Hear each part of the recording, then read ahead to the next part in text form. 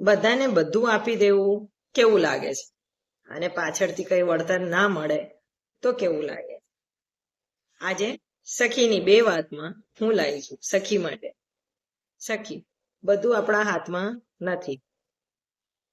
કેટલીક વાતો બહુ સાચા દિલથી આપણે લોકો માટે કરીએ છીએ અને ઈચ્છીએ કે એનું સારું થાય, છતાં પણ એ આપણા હાથમાં નથી અને એ આપણા થતા નથી.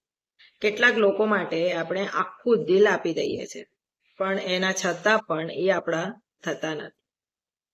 પછી ધીમે ધીમે સમજાય છે કે દરેક વસ્તુ પકડીને રાખવી એ પ્રેમ નથી હોતું.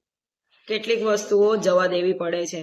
કેટલા અધૂરા પ્રશ્નો કે જવાબો એને પણ જવા દેવા પડે છે અને એને અધૂરા જ મૂકવા પડે છે. કેટલીક અધૂરી વાતો એ અધૂરી જ રહેવા દેવી પડે છે.